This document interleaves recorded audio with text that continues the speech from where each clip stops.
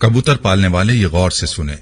रसूल अकरम सल्लल्लाहु अलैहि वसल्लम ने घरों में कबूतर पालने से मना क्यों किया? बिस्मिल्लाहिर्रहमानिर्रहीम। अस्सलामु अलैकुम रहमतुल्लाहि व बरकातुहू। प्यारे दोस्तों, आज की इस वीडियो में हम आपको बताएंगे कबूतर पालने से क्या होता है। प्यारे आका सल्लल्लाहु अलैहि वसल्लम ने कबूतर पालने से क्यों मना किया और कबूतर को शैतान क्यों कहा गया है और कबूतर बद्दुआ क्यों देता है। आप जानते हैं कि हरम शरीफ के कबूतर कहां से आए? रोज़ा रसूल सल्लल्लाहु अलैहि वसल्लम के कबूतर अचानक मरने क्यों लगे थे? क्या कबूतर की बीट पाक है या नापाक? कबूतर का गोश्त खाना जायज है या नाजायज? और अगर कोई शख्स ख्वाब में कबूतर देखे तो उसकी ताबीर क्या होगी? हमारी आज की वीडियो में हम आपके साथ कबूतर के हवाले से इंतहाई हैरत अंगेज मालूमात शेयर करने जा रहे हैं।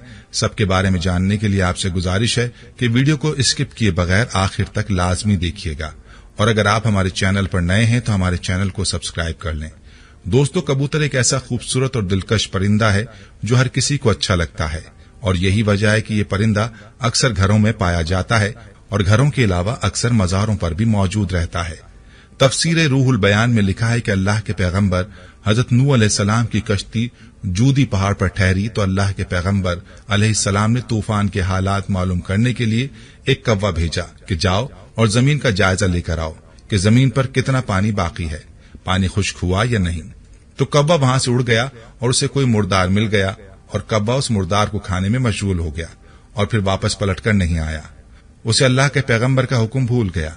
उसके बाद हजरत नूह अलैहिस्सलाम ने कबूतर को जमीन का जायजा लेने के लिए भेजा, जो वापस आ गया। उसे पांव रखने की जगह ना मिली, उसे दोबारा भेजा गया तो फिर वापस आ गया। चंद दिन बाद उसे फिर भेजा गया तो अपनी चोंच में जैतून की एक टहनी लिए हुए था। उससे नूह अलैहिस्सलाम ने मालूम कर लिया कि पानी जमीन से कुछ ही ऊंचा रह गया है और दरख्त वगैरह उग चुके हैं। कुछ दिन बाद उसे फिर भेजा गया। इस मर्तबा वो वापस लौटा तो उसके पांव खाक आलूद थे। नूह अलैहिस्सलाम समझ गए कि तूफान रुक गया है और जमीन खुश्क हो चुकी है। सीरत की किताबों में यह वाकया मौजूद है। इसी की बिना पर सीरत निगारों का कहना है कि कबूतर का आना सलामती की अलामत था और उसकी चोंच में जैतून की टहनी नूह अलैहिस्सलाम की बादशाहत की तरफ इशारा थी। हजरत नूह अलैहिस्सलाम कबूतर की इस जहानत से बहुत खुश हुए और कबूतर को अमन और सलामती की दुआ दी। ये इसी दुआ की बरकत है कि लोग आज भी इसे अच्छा समझते हैं। यही वजह है कि कबूतर इंसानी आबादी से मानूस है और कव्वे को खौफ की बद्दुआ दी। यही वजह है कि इंसानी आबादी से हरासा रहता है और यही वजह है कि लोग इसे मनहूस समझते हैं। हजरत सुलेमान अलैहिस्सलाम ने फरमाया कि कबूतर ऐसा परिंदा है जो अल्लाह ताला और अंबिया अलैहिस्सलाम को प्यार करने वाला परिंदा है। कबूतर अल्लाह ताला और उसके अंबिया किराम अलैहिस्सलाम से दुनिया के तमाम परिंदों से ज्यादा प्यार करता है और सब परिंदों की निस्बत कबूतर सबसे ज्यादा इबादत गुजार परिंदा है। कहा जाता है कि कबूतर जब भी जागता है अल्लाहू अल्लाहू का विर्द करता है और दिन रात अल्लाह ताला की इबादत में गुजारता है। कबूतर सब परिंदों की निस्बत ज्यादा बुलंदियों तक जा सकता है। ये बहुत ऊंचा उड़ता है, जबकि कबूतर का पीछा अकाब करता है, और जब अकाब कबूतर का शिकार करने के लिए इसे पकड़ने की कोशिश करता है तो कबूतर खुद को बचाने के लिए बहुत ज्यादा बुलंदी पर चला जाता है। इसलिए अकाब के लिए इतनी ऊंचाई पर जाना मुश्किल हो जाता है और कबूतर खुद को बचाने में कामयाब हो जाता है। शायद वो ये सोचता है कि मैं जितना ऊंचा उड़ूंगा उतना ही अल्लाह के पास पहुंच जाऊंगा। नाज़रीन, फुक़हा के नजदीक घरों में शौकिया परिंदे रखना या कबूतर पालना जायज है। शर्त यह कि इसकी ग़िज़ा सर्दी, गर्मी और बारिश से हिफाजत का इंतजाम किया जाए, और जब अहले खाना कहीं घर से बाहर जाएं तो उनकी ग़िज़ा और देखभाल का मुनासिब इंतजाम करके जाएं। मगर परिंदों को सताने के हवाले से मुमानियत है। जैसा कि अबू दाऊद में है कि हज़रत अब्दुल्ला इब्न मसूद रज़ी अल्लाह ताला अन्हु की रिवायत करदा एक हदीस में कबूतर का जिक्र मौजूद है कि कबूतर अल्लाह के पैगंबर इमामुल अंबिया जनाब मोहम्मद मुस्तफ़ा सल्लल्लाहु ताला अलैहि वसल्लम के सर अनवर पर मंडला रहा था और अपनी जबान से शिकायत कर रहा था कि किसी ने उसके घोंसले से अंडे उठा लिए हैं। हुजूर ताजदार खत्म नबूवत सल्लल्लाहु अलैहि वसल्लम ने सहाबा किराम रिज़वानुल्लाहि अलैहिम अजमईन में यह ऐलान किया कि किसने इस कबूतर के अंडे उठाए हैं। एक सहाबी रज़ी अल्लाह ताला अन्हु ने अंडा उठाना कबूल किया तो आप सल्लल्लाहु अलैहि वसल्लम ने उन्हें हुक्म दिया कि अंडे इसके घोंसले में वापस रख दिए जाएं। इस रिवायत से मालूम होता है कि परिंदों को सताना नाजायज है, इसलिए इससे रोका गया है। परिंदों की बद्दुआ लगती है क्योंकि कबूतर भी ان پرندوں میں شامل ہے جو کہ انبیاء علیہم السلام کا پسندیدہ رہا ہے، اس لیے اگر کبوتر کو ستایا جائے تو کبوتر بھی بد دعا دیتا ہے، لہذا کبوتر کو ستانے سے اجتناب کرنا چاہیے۔ دوستو، مکہ پاک تو آپ گئے ہوں گے، اگر نہیں گئے تو اللہ سے دعا ہے کہ اللہ تعالیٰ آپ کو اپنے گھر کی زیارت نصیب فرمائے، آمین۔ مکہ مکرمہ میں مسجد الحرام کے اطراف ثواب کی امید سے کبوتروں کی بڑی تعداد کو گندم ڈالتے ہوئے بہت سے لوگ نظر آتے ہیں۔ جیسے ہی اس مقدس شہر کی سرزمین پر پاؤں رکھا جائے تو کبوتروں کے جھنڈ لوگوں کا استقبال کرتے دکھائی دیتے ہیں۔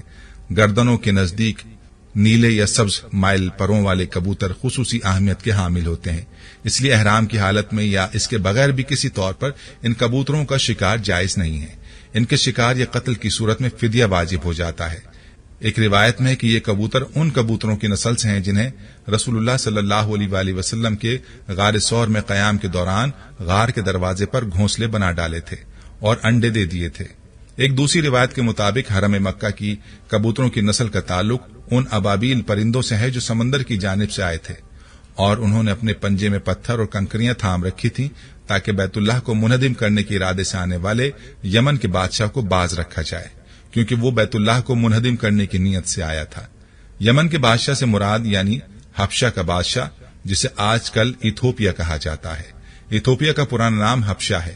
دوستو، ایک مرتبہ انتظامیہ نے مسجد نبوی صلی اللہ علیہ وآلہ وسلم کے حرم انور کو صاف ستھرا رکھنے کی نیت سے فیصلہ کیا کہ حرم شریف میں کبوتروں کے لیے دانہ بالکل نہ ڈالا جائے۔